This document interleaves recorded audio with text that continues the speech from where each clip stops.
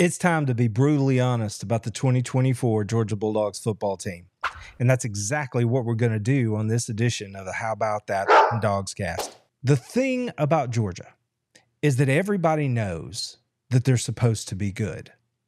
They're almost in that rarefied air where the expectations that are being placed on this program heading into the season are just beyond the pale. Like, they would have to have everything go exactly right to meet the expectations for the college football average fan across the country. Georgia has, for a lot of teams, reached that boogeyman status, right? Where you know that regardless of how good your season is, Georgia's lurking. They're out there somewhere. But the reality is that as good as Georgia is, and by almost any measure, you can put them easily at number 1 or number 2 heading into this season. You can put them at the very tip top of college football program rankings nationally.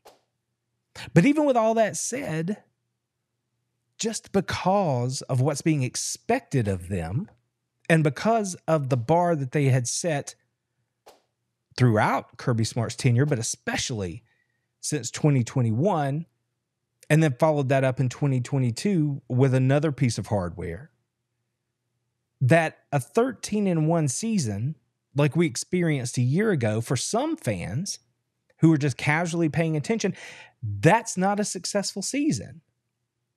Well, let's just get this out of the way.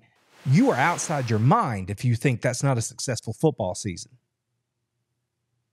Point blank, period. We can stop right there. But there is a standard at Georgia, and that standard is really what we're going to talk about tonight, and especially what Georgia's going to have to do to meet that standard if they actually intend to contend for championships, both SEC and national, here in 2024. Now, everything starts with this season, right? Everything starts with the schedule this season. And we're going to look at it in just a second. But what I want to point out to you is that it is a 3-part game, the game of football: offense, defense, and special teams. And over the last couple of weeks, we have discussed all of those things, some more in depth than others, but we have pointed out generally what I expect from the offense, what I expect from the special teams, and I've mentioned the defense and what I expect from them, but I haven't taken an in-depth look at that unit yet. So tonight, as we look at the schedule to get things started, just to refresh your memory, this is one of the toughest schedules in the country in 2024. And in my opinion, among the teams that are actually being considered to have a real chance to win the national championship this year, this is the toughest schedule that's going to have to be maneuvered for any of those contending teams. You open with Clemson, a traditional power out of the ACC. First SEC games on the road against a team that generally plays you tough. Then you get into that 4-week stretch of games that I talked about last week that's going to determine how the season's going to go for Georgia. You have the Gators in Jacksonville, an Ole Miss team that everybody seems to be super high on and has at least in their top 10 headed into the season. Most people have them penciled into a college football playoff appearance. This is Josh Heupel's best Tennessee team that the Dogs are going to have to face. And then, of course, Georgia Tech is trying to get their ducks in a row over there on the Plains and actually give Georgia a challenge. So any way you look at it, this 24 schedule is going to be a challenging schedule for Georgia. But again, given where Georgia is, given the reality that everybody knows about Georgia, there's nobody that looking at this schedule and saying, yeah, the Dogs are going to lose 5 games. Nobody's saying that, regardless of how tough it is. Everybody knows that even as hard as we think these games are going to be on paper, Georgia should be better on paper. So before I really dive into it, let's talk about King Kirby and what has made him King Kirby. It's pretty simple. He believes in a balanced program centered around defense. He believes in building his program through traditional recruiting, establishing the culture, having people work, grow, and improve their game so that by the time they're done in Athens, they have positioned themselves for a brighter future in the NFL and to be better men. That's how we got here. That is the essence of what Kirby's doing. But it's not just one side of the ball or the other that's getting it done. Throughout his time in Athens, Georgia has been a balanced team. I didn't go through and pull all of the stats to show you that, but I am very confident that with the exception of, say, 2017, and then you're going to be splitting hairs because we know we ran the ball a lot in 2017, but Jake Fromm threw it, but it was certainly more rush heavy than pass heavy, but we were still not far off. The goal is always to be balanced in football. That's always the goal. So for the most part, Kirby Smart's Bulldogs have been able to do that. Just roll these numbers around in your head. You might not think about it, but Georgia on offense under Kirby Smart, they've scored 40-plus points 44 times. Keep in mind that Kirby is knocking on the door of 100 wins. Okay? So well over 100 games played here. And almost half of those games, the Bulldogs have put 40-plus on the board offensively. If you think about that, and you think about just, even if we didn't have the last 8 years of Kirby Smart's defensive history here in Georgia, if you're putting 40 points on the board in almost half of your games, then you're giving yourself a pretty good shot to come out of that game with a W. On the flip side of that, looking at it defensively from a macro level, the Dogs have allowed more than 30 points only 11 times over the last season. 8 seasons. Forgive me. They've allowed 10 points or fewer in 39 games. That's how you end up running out to the sort of success in terms of wins and losses that Kirby Smart has had during his time in Athens. You're putting points on the board. You're not letting the other team score. That's usually a pretty good recipe for success. But if Georgia's going to be what everybody thinks they should be, then we have to be honest about what has to improve in Athens this fall. And that has to be the defense. There's no doubt that defense is Georgia's calling card under Kirby Smart. You don't even have to know anything about football, really, to get that Kirby Smart is a great defensive mind and has been for years inside this conference and on a national level. I mean, if we take a look at it real quick, check out these numbers. Under Kirby Smart, he has produced 10 NFL first-round draft picks on defense alone. He's had 17 first-round draft picks overall when you count the offensive guys that have been a part of that. And he's put 63 players total into the NFL draft over the last 8 seasons. So this points to a couple of things that cannot be denied. One, as far as a talent evaluator and a developer of young players, Kirby Smart is currently unrivaled in college football. And when it comes to the thing that you think of first when you think Georgia football under Kirby Smart, which would be the defense, those guys that buy into the system and do it the right way and work to get better, they are reaping the rewards on the back end of that. Many of them as multi-millionaire NFL draft pick signees. If you're going to put that kind of numbers on the board when it comes to the NFL draft, then certainly along the way, you're going to collect some hardware. And Georgia players have been doing that under Kirby Smart as well. Just look at this list. Defensive award winners under Kirby, you have Jordan Davis, who seemingly won everything in 2021. But on an individual level, he pulled in the Chuck Bednarik Award as well as the Outland Trophy. Before that, before the Dogs started stacking national championship trophies, Kirby had a Jim Thorpe winner, DeAndre Baker, back in 2018. And the year before that, he had a Butkus Award winner, the first in the history of the school, was Roquan Smith. Now, you do not have this level of athlete playing defense for your team and not be successful on the football field, at least on the defensive side of the football. And the numbers back that up too. UGA had the number one defense in college football in 2021. That's a no-brainer, right? You don't even have to call yourself a football fan, just somebody who's casually paying attention, and you could probably guess and get that one. But following up in 2022, the Dogs slipped all the way to number 10 in total defense. Keep in mind, this is total defense. And the one that might surprise you on this list is that in 2023, Georgia had the number 9 total defense in college football.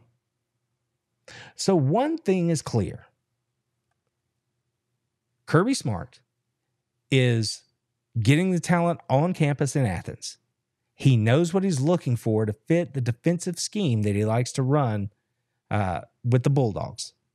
And then he is developing those players, keeping them in the fold, and then putting them into the NFL.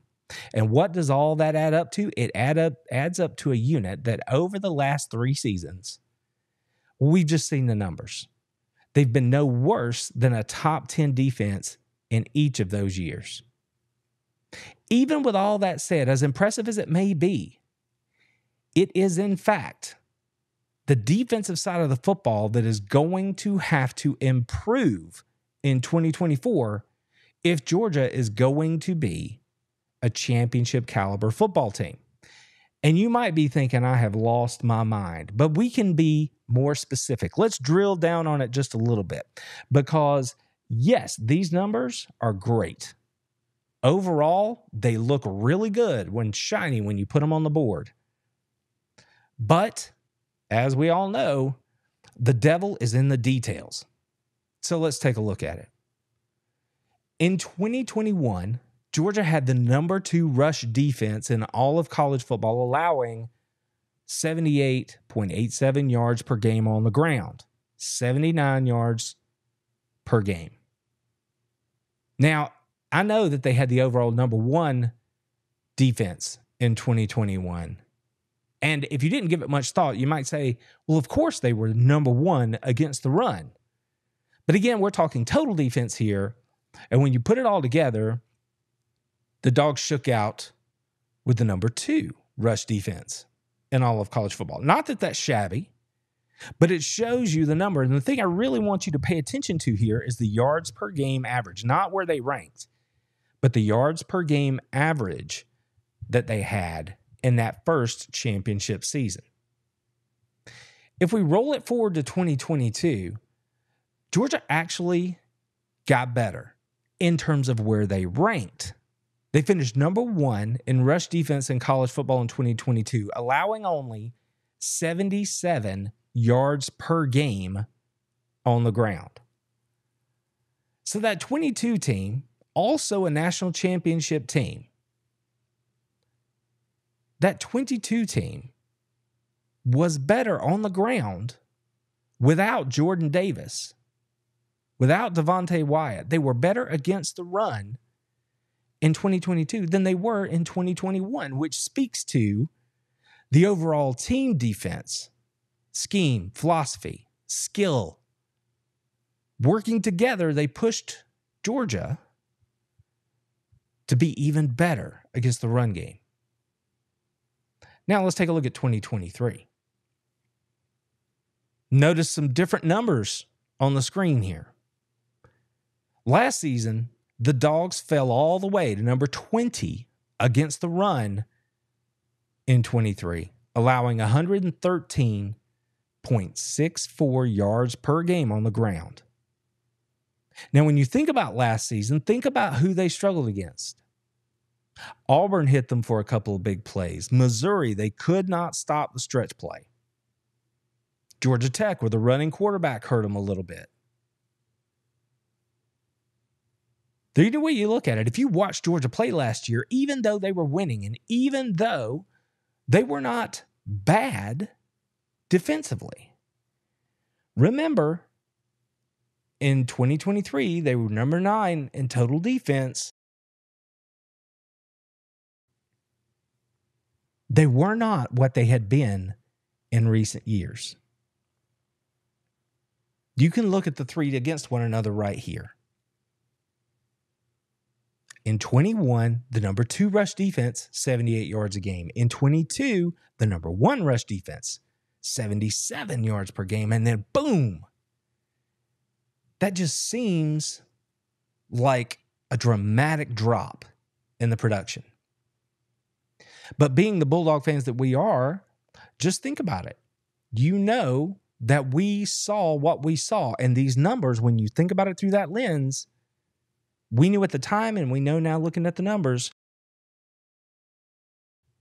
they were not up to the standard that Kirby Smart wants to have in Athens. But there's even more to talk about here. We can break it down even further. We can take this to even a deeper level. It seems weird, and I think the reason those numbers punch at me the way they do is because in 22, even without those superstars along the defensive line that everybody knows, Georgia was even better against the run. That tells you that the linebackers, the safeties, the corners, everyone else was also involved in shutting down the run game. Schematically, Georgia was doing more to cause more tackles for loss. They were doing more to be disruptive on that side of the ball. In 23, that wasn't the case. And there are reasons for that. There are reasons that happened. It was injury. The unit as a whole was never fully healthy. The reason they were able to do what they were able to do is simply because of the way Kirby has built his program and the fact that they had players, albeit inexperienced players. They had guys that could actually go out there and ball in the SEC as true freshmen to plug in when those other players went down with injury. But at the end of the day, you're going to see a difference in the numbers. And that's what happened to Georgia in 23. And where did it really show up and bite them? In the SEC championship game against Alabama. The interior defensive line got tired. They got moved around. We had a couple of freshman linebackers out of position. One of them led directly to a touchdown for Alabama. These things happen. If I had to bet, they won't happen again, or at least as frequently as they happened in 23. Not with Schumann and Smart on the case, coaching up these young guys. So the future's bright. I'm not concerned about that. But it sort of spins it forward to where we're going because Georgia still needs to get better. There's other areas they can improve. We're not done yet. It all starts about being better on defense. And the core of Georgia being a dominant defensive football team is how they play the run.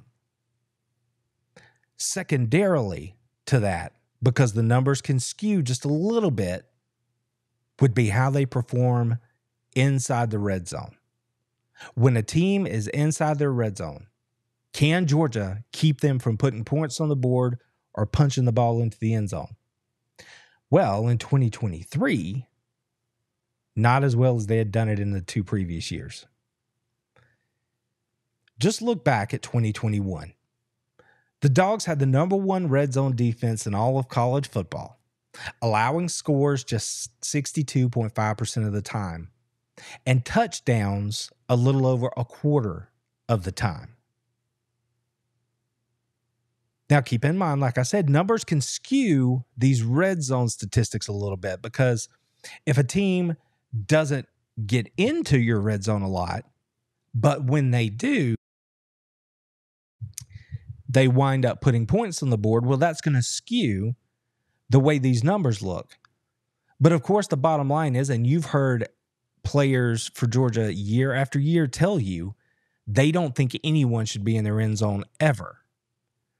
So when you look at these red zone numbers, keep those sorts of goals in mind. The Dogs don't want people to get down there, but if they do, they sure as hell don't want them to get in the end zone.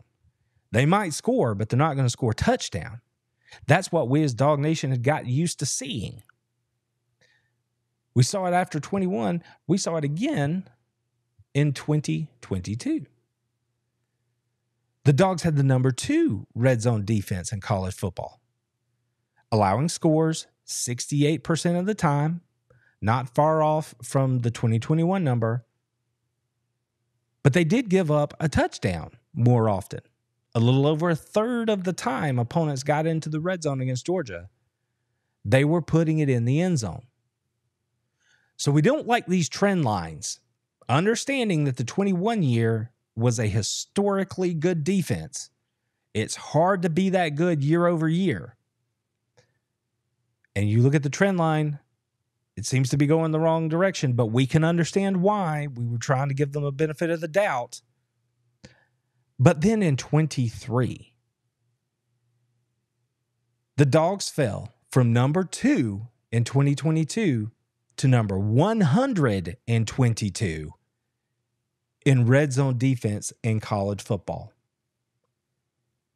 That will make your jaw drop when you see that on the screen in front of you. They allowed scores 92% of the time when teams got into the red zone. And again, it's not that they got there. They didn't give up that many opportunities in the red zone, but when they did allow teams to get there, they put points on the board. And look, 21 was 28% of the time they allowed touchdowns. 22 was 38% of the time they allowed touchdowns. In 23, that number ballooned all the way up to 58% of the time. So it is clear. Just to quickly review what we're talking about here. If Georgia is going to be a championship caliber football team in 2024, they absolutely must improve on defense. They must get back to the standard that Kirby Smart demands in Athens if they want to approach these numbers. Again, total defense, you can see they are still a good unit. We are talking about that different level of expectation that Kirby and the Dogs have created for the college football world. In 21, look at that, 79 yards per game. 22, 77 yards per game. And then in 23, boom, 114. That takes its toll on your defense over the course of the game. That sets up the opposing offense because now they can play action and we have to take it seriously and they can take shots down the field. Keep in mind that here in 24, we're going to have a younger set of DBs back there.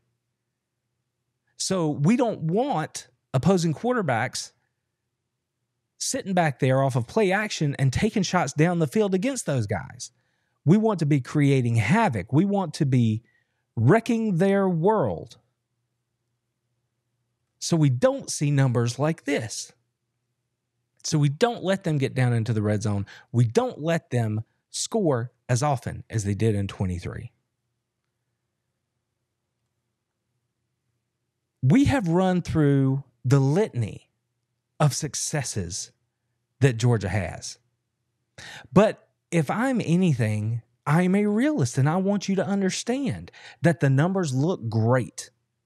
Georgia is really good on defense. But again, they are being held to a standard right now by college football and by Kirby Smart and by Dog Nation, because what we have gotten used to seeing, that is almost unrealistic. I heard talk this week about how the expectations for Georgia football are out of control here heading into the 2024 season. How can anybody possibly meet the expectations that this unit has being put onto their shoulders? That's going to be a very, very interesting storyline over the rest of what remains of this offseason. Because it's the kind of thing where you have combating stories. On one hand, you have this immense weight of expectation.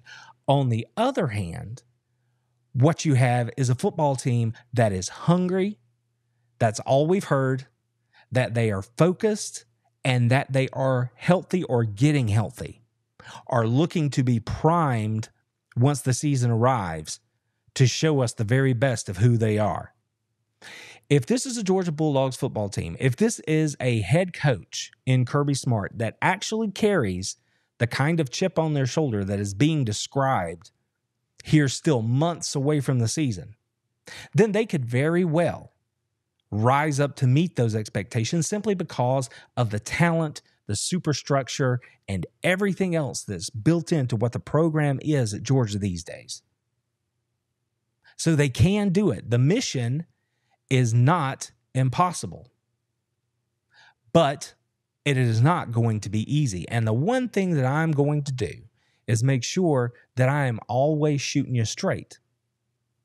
Because if you're going to be elite, then you have to live it out. You have to play elite. It's like Kirby says, you're either elite or you're not. In 21 and 22, the rush defense for Georgia was absolutely elite. The red zone scoring defense for Georgia, absolutely elite. In 23, they did not meet that standard. The standard that the players that came before them developed, built, and have led all of us to come to expect from a Kirby Smart, Glenn Schumann defense at the University of Georgia. So what do you do if you're Kirby Smart? How do you rectify the problem? Well, it's good old X's and O's. You coach them up. You develop them. Even the 5 stars, they need to get better every day. Kirby Smart will be the first one to tell you that. That is the mission between now and the end of the season. Can this group, chip on their shoulder or not, can they do everything they need to do day after day to get just this much better so that by the time they get to that stretch of games that I talked about last week, they can actually be difference makers, game determiners on the defensive side of the football. Imagine how the season plays out if they roll in to play Clemson and the defense immediately looks more stout than they did last season against the run. We're going to leave that game. Say Georgia wins by 17. Even if they look more stout against Clemson, I know the Georgia faithful. They're going to look at that and go, well, it was just Clemson. They're down. They're not what they were. Do we really know what this Georgia team is, especially on defense? And then we're just going to have to wait and see. They're going to have to go on the road against Kentucky like we talked about. And then you're going to roll into Alabama at night in T-Town. You can bet your bottom dollar Alabama's going to try to run the football. Imagine how different that game's going to look if Georgia is actually closer to the 21-22 teams in rush defense than they are to the 23 team when it comes to stopping the run. And they very well could be. Again, remember, I said they have the players. They are getting healthy from all reports. If that holds, and we're fortunate enough to get to that Alabama game, that's where we're really going to start to see. Because from Alabama through Texas, one team after another are going to put stresses on this Georgia run game, but they're going to do it in a different way.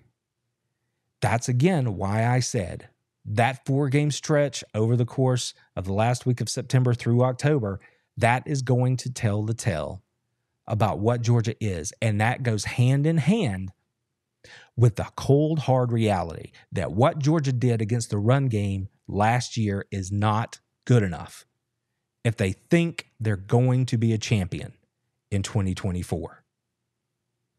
Period. So if you're Glenn Schumann and Kirby Smart, you coach them up. You develop them. You do what good coaches do. They're going to spend time. They're going to scheme. They're going to do everything they have to do to get the guys ready. They are not going to deviate from the plan. They are going to innovate and adjust based on the personnel that they have. And by all accounts, That is some top shelf personnel that they're going to be working with. If they are healthy, if they're taking coaching, I think we could see some good stuff come out of this unit. I think that we could make our way back toward the 22 number, toward the 21 number.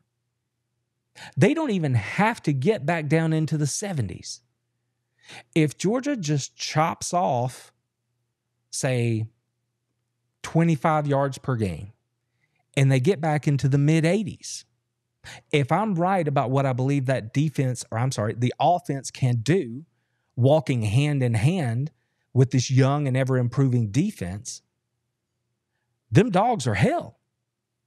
They are going to handle their business in 24. If Carson Beck is the kind of leader that we think he is, if the young players along that defensive line grow up, if that linebacker and edge unit is even close to what I think they can be. So how about them fucking dogs? That's what I told them. The dogs are going to be hunting. And the dogs are going to be winning. And that means that they are going to be contending for that SEC title. That they are going to be a serious, serious threat for a national title again in 2024. So just one more thing to watch for. The game inside the game. It's not simply about who puts it in the end zone or who is running up the numbers on the statistics sheet. There's more to it than just W and L. How do we get there? What we're discussing tonight, what we're talking about, Georgia's run defense and their red zone defense, how efficient they are in holding players or holding opponents out of the end zone when they actually get down there. Those two things, you can hang your hat on it, are going to determine whether or not Georgia is a championship level football team in 2024. One thing's for sure is that the people who hang out on this channel, who listen to this podcast, you guys are absolutely championship level and elite. And I want more of you to come join us over here because it's all good. I hope that you're telling your friends, inviting them to come and hang out with us and sharing these works so that they can come cheer on the dogs with us. We are on the road to 10,000 here on YouTube, constantly growing our podcast subscribers over on the audio channels and wherever you get your favorite podcasts. Come join us, sub to the channel, give us a chance. If you're new, stick around. We will try to give you a reason to hang around a little bit longer. And while we're talking about this, I want to point out that I can see you guys. Remember that. I can look behind the wall here and I know what's shaking. Look at the number on the screen. It's a little perplexing. Of all the millions of views that the channel has gotten so far, 72% of you aren't subscribed to the channel. If you're digging what we're doing, if you're liking what we're putting down, go ahead and hit that sub button. If you think you're subbed and you're not, double check. You might not be. And then if you're going to sub, go the extra mile and click that bell and turn on notifications.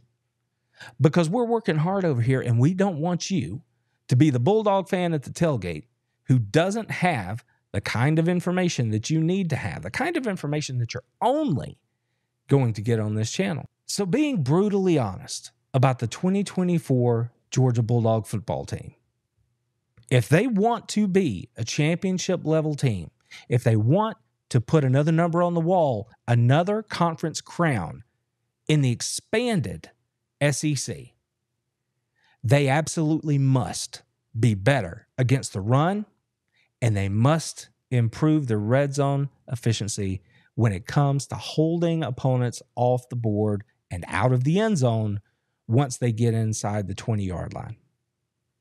If the Dogs can tighten those screws down, if they can tighten all of those things up, this University of Georgia team should absolutely be playing into January of 2025 and should be a major threat to be a national champion for the third time in the last 4 years. Until next time, take care of yourselves, take care of your friends, take care of your families, and go Dogs! Told him, how about them fucking dogs? That's what I told him.